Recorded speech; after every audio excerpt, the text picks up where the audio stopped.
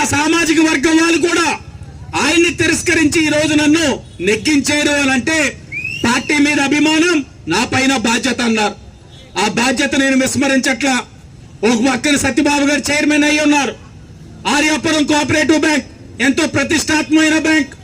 దాంట్లో బుడ్డిగి రవి గారు town BC cell కింద కూడా గౌడ సామాజిక వర్గానికి సంబంధించిన బుడ్డిగి రవి గారికి ఇవ్వడం జరిగింది. ఆయన డైరెక్టర్ గా ఇచ్చాం. అలాగే పిల్లి శ్యామ్ సోదరుడు, ఆయనకి డైరెక్టర్ కింద ఆర్యాపురం కోఆపరేటివ్ బ్యాంక్ లో ఇచ్చున్నాం. అలాగే నగర కమిటీలో ప్రధాన కార్యదర్శి కింద బుడ్డిగ గోపాలకృష్ణ గారికి అవకాశం ఇచ్చామని, ఈ రోజున బుడ్డిగ రాధా గారికి అవకాశం ఇచ్చామని ఈ సందర్భంగా చాలా గర్వంగా చెప్తా ఉన్నాం. అలాగే అదే కమిటీలో మన కడలి రామకృష్ణ గారిని కూడా నగర మెయిన్ కమిటీలో సెట్టిబల్య సామాజిక వర్గాన్ని నుంచి తీసుకున్నామని కూడా గర్వంగా చెప్తా ఉన్నాం. ప్రధాన కార్యదర్శి కింద సెట్టిబల్జికి ఇచ్చాం. అలాగే అర్బన్ హెల్త్ సెంటర్స్ ఏదైతే ఉన్నాయో నగరంలో ఒక 2 urban health centres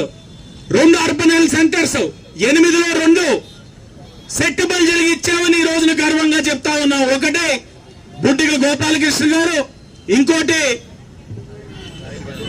Rayudu Ganesh గారు, 3 చెల్లిపోయిన మూర్తి గారు. అంటే 8లో 3 మన సెట్టిబల్జ సామాజిక వర్గం వారికే ఇచ్చామని గర్వంగా చెప్తా ఉన్నాం. అలాగే దేవస్థానాలు ఎండోమెంట్స్ కమిటీలు అనౌన్స్ చేసుకున్నాం.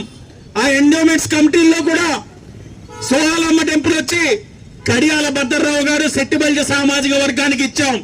పందిరి మహాదేవుడు రెడ్డి మనేశ్వరరావు గారికి ఇచ్చాం.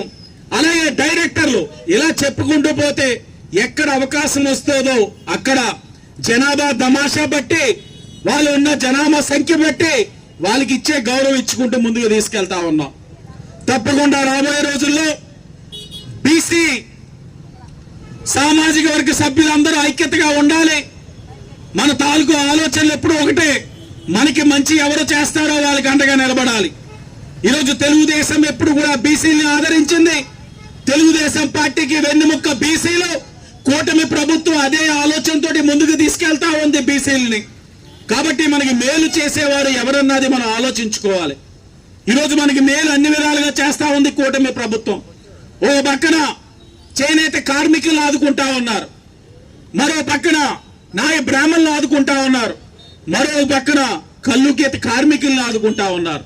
ఇలా చెప్పుకుంటూ వెళ్తే అన్ని వర్గాల వాళ్ళు ఒక పక్కన రజకులను ఆదుకుంటా ఉన్నారు ఆదరణ పథకం ద్వారా. ఇవన్నీ కూడా మనం అవగాహన చేసుకొని తప్పకుండా మనకి మేలు చేస్తున్న కూటమి ప్రభుత్వానికి అండగా ఉండాలని మీ అందరినీ కూడా కోరుకుంటూ